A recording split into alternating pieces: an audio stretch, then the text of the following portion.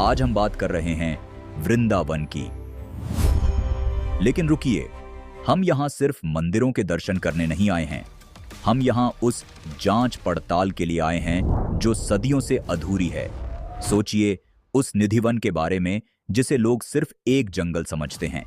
लेकिन वीडियो में आगे हम आपको बताएंगे कि क्यों रात को यहां बंदर और पक्षी भी अपनी जगह छोड़ देते हैं। निधिवन में ऐसा क्या दिखता है उन्हें जो हमारी आंखें नहीं देख सकती? आखिर ऐसा क्या है इस वन में जहां जिसने भी रात रुकने की कोशिश की या तो वो गायब हो गया या फिर वो बोलने की हालत में न रह सका और पागल हो गया।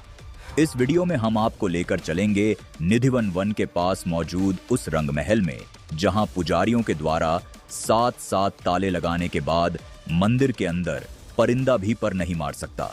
लेकिन फिर भी सुबह वहां दातून गीली मिलती है और ना जाने कौन रात को आकर पान चबा जाता है और पलंग की चादर पर वो सिलवटें कौन छोड़ जाता है। क्या सच में भगवान रंग महल में आज भी सोने आते हैं? और क्या आपने कभी उस सोने के स्तंभ गोल्डन पिलर को देखा है जो रंगनाथ मंदिर के आंगन में खड़ा है? उसे सिर्फ एक खंभा समझने की भूल मत करना। आखिर क्यों कहा जाता है कि इस स्तंभ के जरिए ही देवताओं को धरती पर आने का सिग्नल भेजा जाता है? और क्या आपने कभी ऐसी आग देखी है जो पिछले 500 सालों से लगातार जल रही हो? जी हां, 500 साल पुरानी आग। वृंदावन के एक मंदिर में आज भी वो आग मौजूद है जिसे जलाने के लिए कभी माचिस का इस्तेमाल ही नहीं किया गया। आखिर ये कैसे संभव है?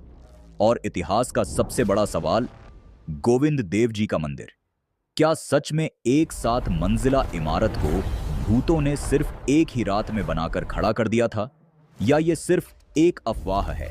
आज इस वीडियो में हम सुनी सुनाई बातों पर नहीं बल्कि आंखों देखे सबूतों पर बात करेंगे।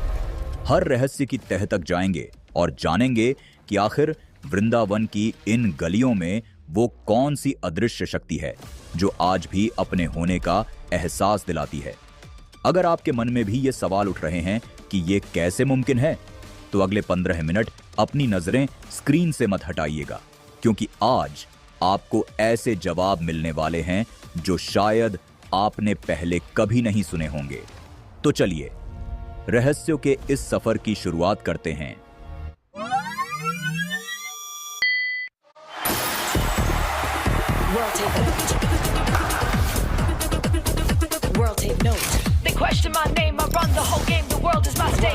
दुनिया देखती रह जाएगी। Presenting the new Infinix Note। दोस्तों, कहते हैं कुछ शहर बनाए जाते हैं और कुछ शहर ढूंढे जाते हैं। वृंदावन उन शहरों में से है जो अचानक इतिहास में उभर कर नहीं आया, बल्कि लीलाओं के साथ हजारों साल से अपनी एक अलग पहचान बनाए हुए है। वृंदावन का मतलब तुलसी देवी का पवित्र जंगल है। यह वही स्थान माना जाता है जहां श्री कृष्ण ने पहली बार बांसुरी बजाई, पहली बार राधा ने मुस्कुराकर जवाब दिया और पहली बार रास लीला का दिव्य नृत्य हुआ। लेकिन क्या आप जानते हो, आज जो वृंदावन हम देखते हैं वो श्री कृष्ण के समय जैसा बिल्कुल नहीं था। ये वृंदावन एक घना रहस्यमयी जंगल था जहां हजारों तरह के फूल, अनजाने परिंदे और दिव्य ऊर्जा भरी रहती थी। वृंदावन का इतिहास गोपनीय, पौराणिक और धार्मिक संदर्भों से बहुत ही प्राचीन है। गोपियों के साथ रासलीला, माखन चोरी, गोवर्धन पर्वत जैसी आदि घटनाओं का साक्षी रहा है वृंदावन। वृंदावन का इतिहास भगवान कृष्ण के जीवन से गहराई से जुड़ा है। यहाँ कई पुरातात्विक और धार्मिक स्थल हैं, जैसे कि श्री बांके बिहारी मंदिर, श्री राधारमण बिहारी जी मंदिर, श्री कृष्ण जन्मभूमि, गोवर्धन पर्वत, वृंदावन का वन और भी कई सारे पवित्र स्थान। लेकिन समय के हिसाब से वृंदावन में बहुत सारे परिवर्तन हुए हैं, जिसमें राजाओं का समय आया, विदेशी आक्रमण हुए और फिर धीरे धीरे वृंदावन का प्राचीन जंगल वाला रूप गायब होने लगा। लोग भूलने लगे कि कृष्ण की लीला कहां कहां हुई थी, कौन सी जगह पवित्र है, कौन सा कुंड किस कहानी का साक्षी है। ऐसा लगा जैसे ब्रज अपने ही अतीत की छाया बनकर रह गया। इस तरह से वृंदावन कुछ वर्षों के लिए अदृश्य सा हो गया था। लेकिन कहते हैं ना, कुछ जगहें खोती नहीं, बस इंतजार करती है। ये बात है 15वीं सदी की जब चैतन्य महाप्रभु आए, वो वृंदावन को ढूंढने नहीं आए थे। उन्हें लगता था वृंदावन उन्हें बुला रहा है। वह जहां जहां जाते वे कहते, हाँ, यही वो जगह है जहां कृष्ण ने नृत्य किया था, यहां राधा ने ध्यान लगाया था, यहां से यमुना ने रास्ता मोड़ा था। और इस तरह धीरे धीरे खोया हुआ वृंदावन फिर से सामने आने लगा। बांके बिहारी का प्राकट्य हुआ, राधा रमण का चमत्कार हुआ, सेवा कुंज की पहचान हुई और ब्रज फिर से जीवित हो उठा। आज वृंदावन सिर्फ मंदिरों का शहर नहीं है, ये एक एहसास है, एक अनुभव है, एक ऐसी जगह है जहां दिल में बचा हुआ थोड़ा बहुत बचपन फिर से जाग उठता है, जहां राधा कृष्ण का प्रेम हवा में घुला हुआ महसूस होता है, जहां कोई भी बैठे बैठे रो भी दे, हंस भी दे और अपने भीतर की सारी थकान छोड़ दे। शायद इसलिए कहते हैं वृंदावन बुलाता नहीं, खींच लेता है। तो चलिए दोस्तों, अब एक एक करके वृंदावन के उन सभी रहस्यों से पर्दा उठाए जो आज के समय में हर किसी को सोचने पर विवश के हुए है। दोस्तों, वृंदावन में एक जगह है, छोटी सी, शांत सी, लेकिन इतनी रहस्यमयी कि लोग आज भी उसके बारे में पूरी सच्चाई बताने से डरते हैं। उसका नाम है निधिवन।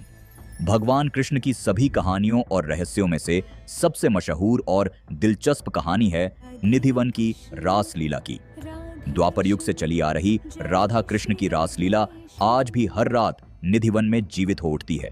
लोगों का मानना है कि यहाँ हर रात आरती के बाद श्री कृष्ण, राधा और उनकी गोपियां रास रचाते हैं। लोग कहते हैं कि जैसे ही आप इस वन में प्रवेश करते हो, एक हल्की ठंडक, एक मीठी सी सुगंध और भीतर तक उतरता हुआ सुकून महसूस होता है जो किसी सामान्य जंगल में कभी नहीं मिलता।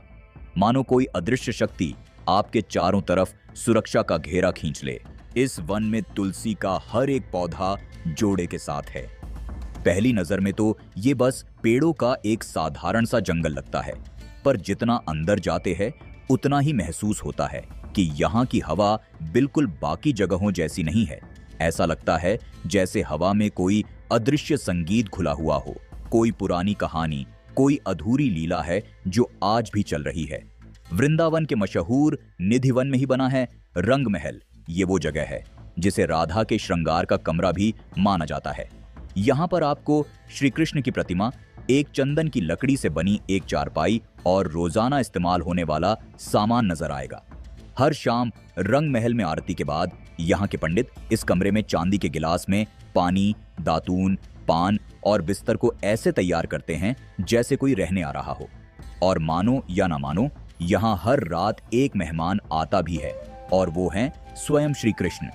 अब आप इसे सबूत कहें, चमत्कार या रहस्य, लेकिन ये 100% सच है कि हर सुबह रंग महल का दरवाजा खुलने पर पानी का गिलास आधा खाली, इस्तेमाल की हुई दातून, पान चबा हुआ और बिस्तर कुछ यूं बिखरा हुआ दिखाई देता है जैसे यहाँ कोई रात गुजार कर गया हो। ये बड़े ही आश्चर्य की बात है कि जब पुजारी सब कुछ सजाकर